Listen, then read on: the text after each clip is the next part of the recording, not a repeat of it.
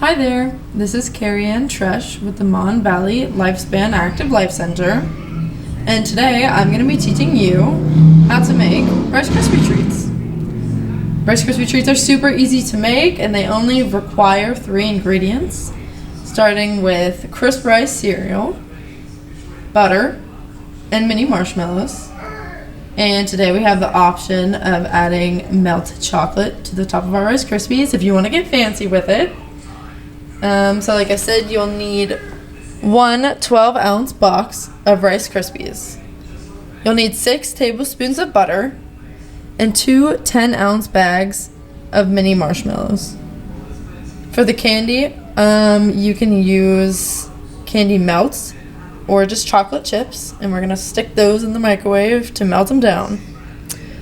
As far as supplies that you need, you'll need a 9x13 pan, well greased, a pot to put on the stove, as well as something to stir it with. Now that you know the ingredients, let's get started on making our recipe. So, this easy recipe, we're going to start with our mini marshmallows and our butter. Like I said, all you need is 6 tablespoons of butter, either salted or unsalted. Since we're not actually baking, it doesn't matter which you use. It's as long as it's what you prefer.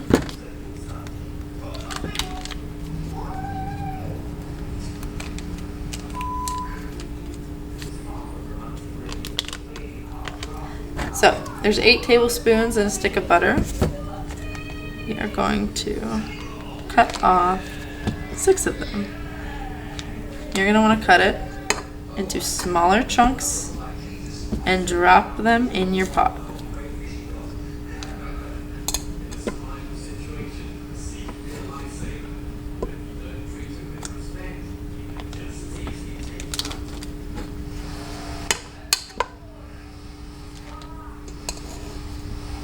And once you have your butter in your pot, you're going to take it to the stove, and on low to medium heat, you're going to melt it. Not brown it, not burn it. We're just going to melt it down before we come back. After just 5 minutes on medium heat on your stovetop, you can see that our butter is melted. So that's 6 tablespoons of butter. Now we take our mini marshmallows. We're just going to dump them into the pot. As long as they don't stick to the bag.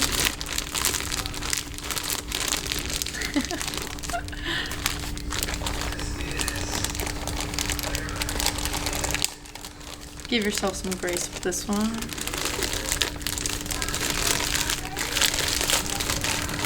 Ooh, okay. And we'll miss a few here. That's it. Oh, no, we got it. One more 10-ounce bag of mini marshmallows into the pot.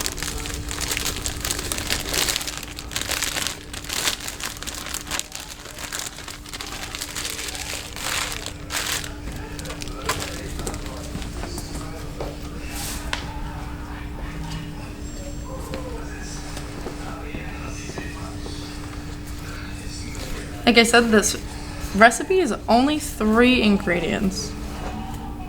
So we already got 2 of them done right now.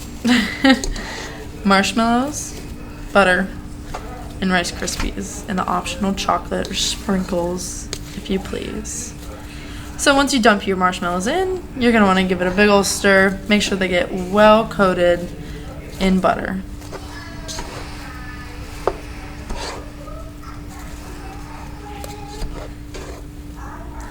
And once you are pleased with your marshmallows,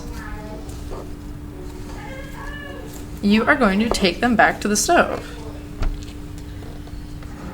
With this pot, we're going to want to put it on the stove top on medium to high heat, and we're just going to eyeball how long it takes to melt.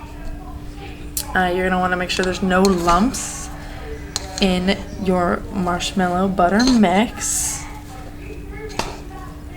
before the next step. So again, medium to high heat, put your pot on the stove and keep stirring until we melt these marshmallows. We will be right back after that little mess.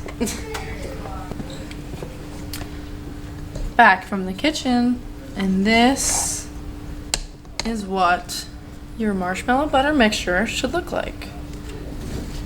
Very smooth. No lumps. Not too hot. Didn't burn. And here's the last ingredient.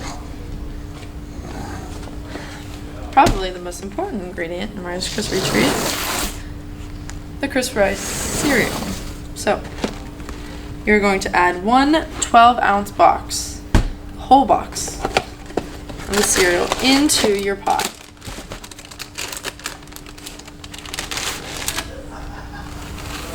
The most unfortunate part about Rice Krispies is that they're so easy to make.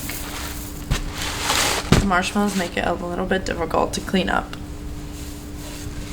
Start with half of your box and mix in the cereal.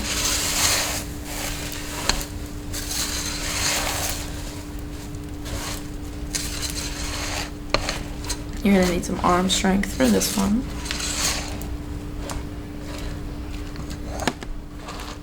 Add the other half. Maybe other third. And hope we don't overflow this pot. And kind of crunch it in.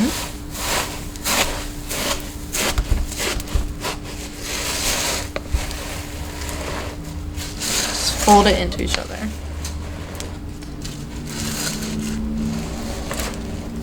Ooh.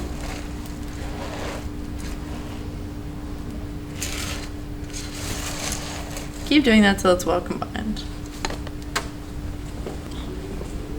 We had to switch spoons for an extra strength. But this is what your mixture should look like once it is done. Evenly coated, crisp rice. Next up, you're gonna get your gloves on.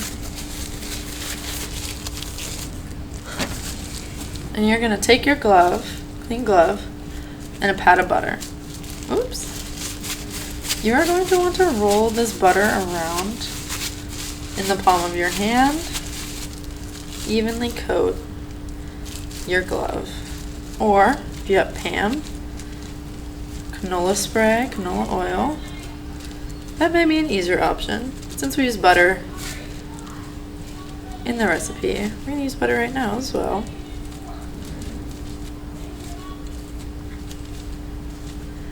The sole purpose of this is just to grease your glove. If you don't have gloves at home, you can use a baggie. Because next up, you're going to come back to our well-greased pan. Like I said, if you're following the measurements, you're going to want to use a 9 by 13. We are going to take our mixture and take our glove off for just a second. And pour our mixture into the pan.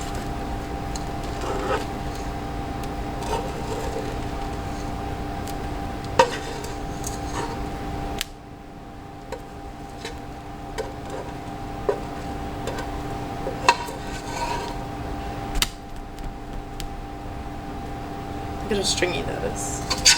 Lots of marshmallows in here.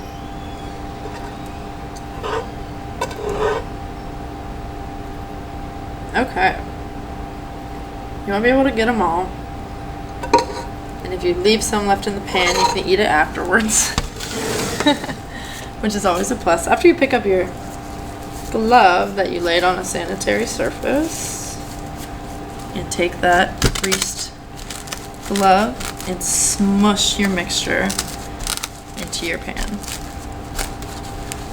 Smush, smush, smush. Flatten it out. Your mixture shouldn't be too hot at this point. so you shouldn't feel any discomfort.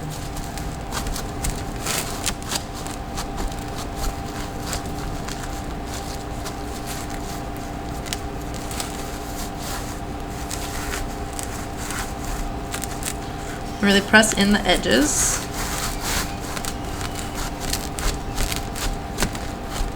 And use that palm of your hand,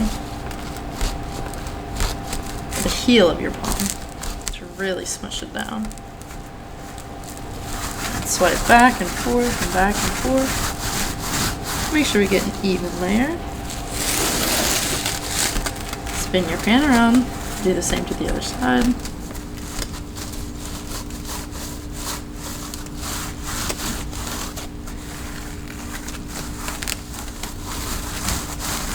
This always takes me a little while because I like it to be pretty even, especially when I'm feeding a big crowd with these.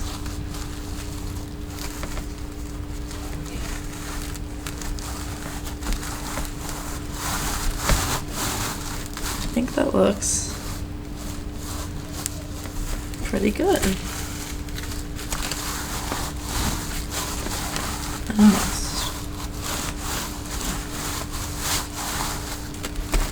Okay. Now,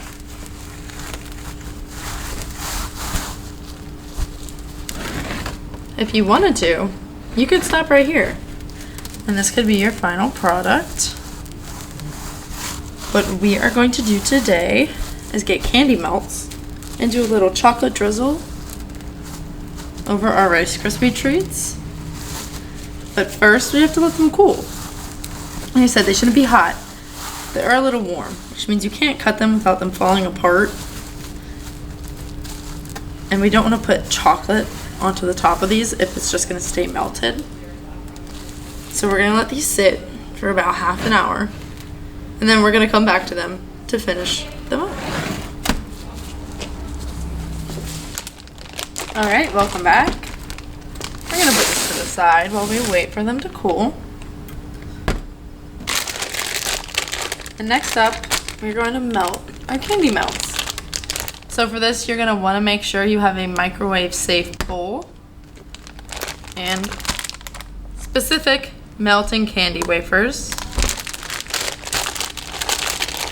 That way they will harden up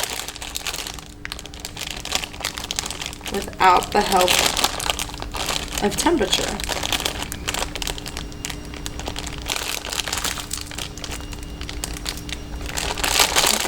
Once I figure out how to open it, you're going to pour the chocolate into the bowl. We're going to pour all of it. And how we're going to melt this, we're going to put it on the microwave. And on the cook power setting, we're going to hit 50%. Now we're going to do 30-second intervals on 50% power, mixing every 30 seconds. Until they are completely melted. While you're doing this, you might want to soak your pot in some hot soapy water because that marshmallow is going to take a little bit longer to come off than most foods.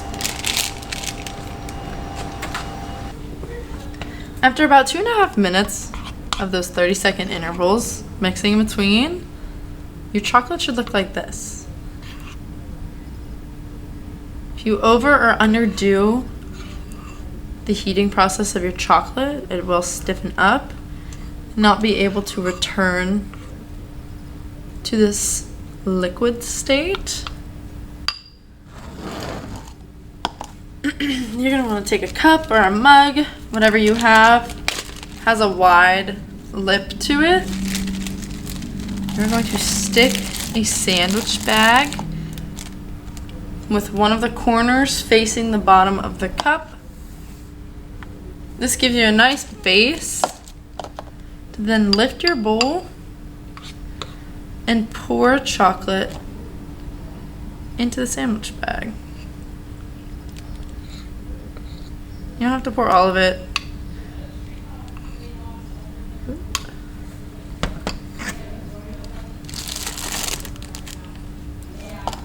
Now what you're gonna do is take